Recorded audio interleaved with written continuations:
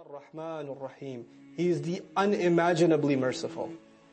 He is the constant source of mercy, constantly merciful. Huwa Allahu alladhi la ilaha illahu. He is Allah, the one that no one is to be worshipped or obeyed in any way, shape or form except He. Al-Malik, the King. Al-Quddus, the source of all purity. When we appreciate Allah's kingdom, we realize we're owned by Him. When we appreciate Allah's, as Quds, His Qudsiyah, that He's Quddus, His Taqdees, then we realize we're going to remain dirty until Allah cleanses us. Allah is the one that purifies. As-Salam, the source of peace. All peace is Allah Himself. We're never going to find peace in life until Allah, the As-Salam. Allahumma anta as-salam, wa minka as-salam. You are salam and salam comes from you. You are peace and peace comes from you. I can't have any peace in my life until you give it to me. Al-Mu'min, the one who gives iman. Here Al-Mu'min means the one who gives iman, the one who gives peace. Al-Muhaymin, the one who protects. Al-Raqib, the one who watches constantly over someone and makes sure they don't go in the wrong direction. This is Muhaymin, watching over somebody. Al-Aziz Al-Jabbar, the one who is the ultimate authority. Al-Jabbar, the one who corrects. Jabbar is used, Jabbar al-Azam, the bone broke and somebody forced it back into place. Or somebody dislocated a bone and somebody forced it, lodged it back into place. This is Jabbar. It's actually more used for broken bones that are set straight. The ones who will set you straight forcefully if necessary, that's Jabbar. He can put you straight forcefully if He wants. And that name of Allah reminds us that when I go the wrong way, I do the wrong thing, Allah didn't do anything to me.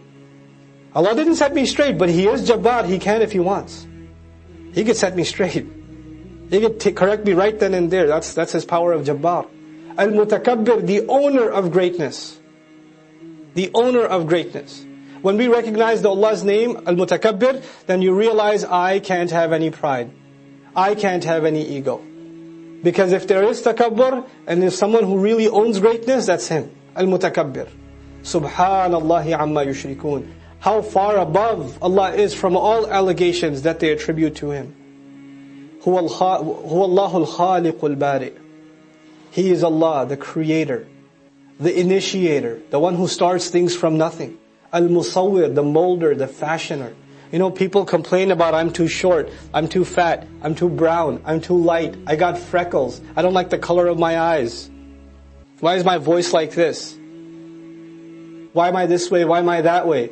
Allah calls Himself Al-Musawwir, the fashioner, the molder, the sculptor. You look at yourself in the mirror and you thank Allah that He sculpted your nose and He sculpted your eyes and He sculpted your face.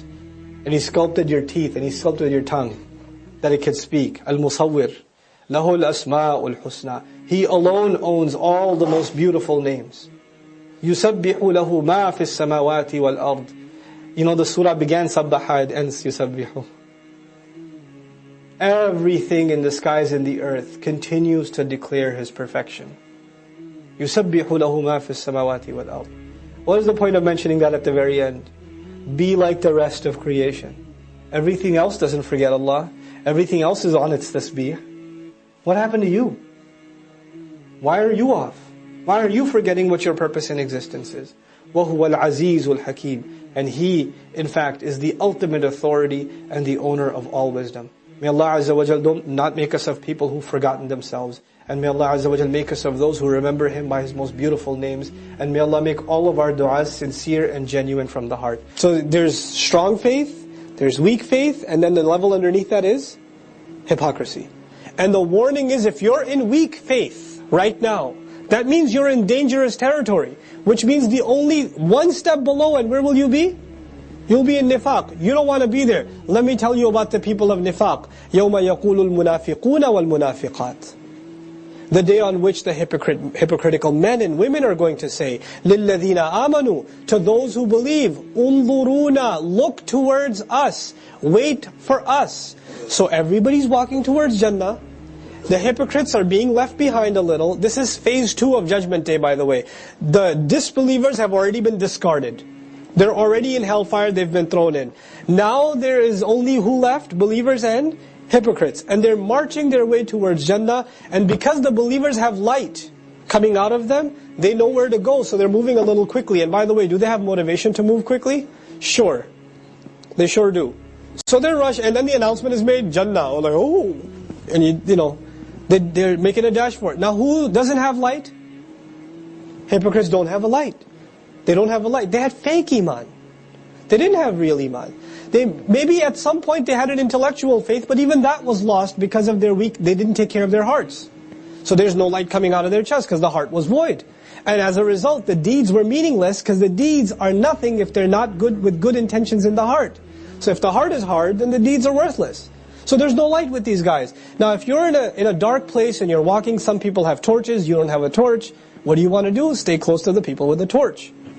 You could see some of the light with them. Now if you get left behind and you realize you can't see them anymore, they call out, hey, wait. نَقْتَبِسْ مِن نُورِكُمْ. Qabas in Arabic is a borrowed flame. Like Indiana Jones style, you take your torch and you light the other, or you light your torch with something. So that's basically, can we borrow some of your light? Can we have some of your light so we can have light for ourselves? Qila, it will be said to them. Allah doesn't even say that the Muslims will turn back to them and say. Allah says, Qila, shh, over there, shh. Qila, it will be said. It will be said. Allah doesn't even say believers will say it to them. Because that would make it seem like believers are like concerned. An announcement is made. Just like Bushrakumul Yawm, we weren't the qa'il, the speaker wasn't mentioned. Just like that, an announcement is made. Irji'u wara'akum. Go back behind you. Turn around and go back. فَالْتَمِسُوا نُورًا. التمس يعني طلبا. Go find light. Go seek it out. Get it somewhere else. This light ain't for you. Go get your own light. These guys are in the utter dark, and they're told, turn around. Go find your own light. فَضُرِبَ بَيْنَهُمْ. But they don't listen. They still want to try to catch up to the believers, right? Because turning back, they realize what that means. So what does Allah say? فَضُرِبَ بَيْنَهُمْ بِسُورٍ. Then between them, a wall will be dropped. A large wall. Sur, from which we also get surah. Surah is large walls that encircle a city. It's not the wall in your backyard. It's not the fence wall. It's the large, Assassin's Creed wall. Big giant wall, can't scale it, etc. Okay? That wall. That kind of huge damn wall will be dropped between them. Lahu bab, which has a door. Lahu bab. Why even mention a door? Ulama comment, there are different levels of munafiqun and people of weak iman. There may be those the Messenger describes, ﷺ, people that will burn in hellfire for some time and then eventually make their way to paradise. Well, how are they going to get to paradise if this gigantor wall is there? What's in that wall? A door. There's still some way. But, and some argue, no, this door is mentioned, so it adds to their hope, so they try to open it and realize they won't open. So it's like insult to injury. بَاطِنُهُ فِيهِ الرَّحْمَةِ. On the other side of it, the side you can't see, there is mercy. وَظَاهِرُهُ. And the obvious side, where these people are at, مِنْ قِبَلِهِ الْعَذَابِ. From the other side of it, is all there is punishment. يُنَادُونَهُمْ. They're going to start calling out from the wall. Now walls don't have ceilings, so you can still hear on the other side. So they start yelling and screaming, أَلَمْ نَكُمْ مَعَكُمْ. Weren't we with you? We were with you. We went to the same school, man. Remember? Mudaf ilayh. You and I were like mudaf and mudaf ilayh, inseparable. Nothing comes between us. What happened today, man? I used to be at the masjid too. I was a believer too. Abdullah ibn Ubay was at the first rows of the masjid.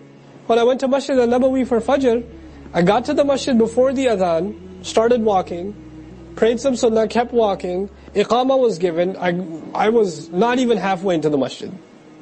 Not even halfway into the masjid. My intention was to try to follow the janazah into Jannatul Baqi'. If you're up ahead, you can follow it. But man, you're like, way back there. In the hallway you have to pray. And you're like, man, these munafiqun, they were in the front row. Behind Rasulullah, not Shaykh Hudayfi. Behind Rasulullah sallallahu alayhi wasallam. And yet they're munafiq. And Allah, now, أَلَمْ نَكُمْ مَعَكُمْ. Weren't we with you? قَالُوا بَلَى. Of course you were. Why not? I remember you. وَلَكِنَّكُمْ فَتَنْتُمْ أَنفُسَكُمْ. You put yourselves in trial and difficulty. You put yourselves in tribulation. Shaitan didn't put you in difficulty, you put yourself in difficulty. Fitna is a difficult test.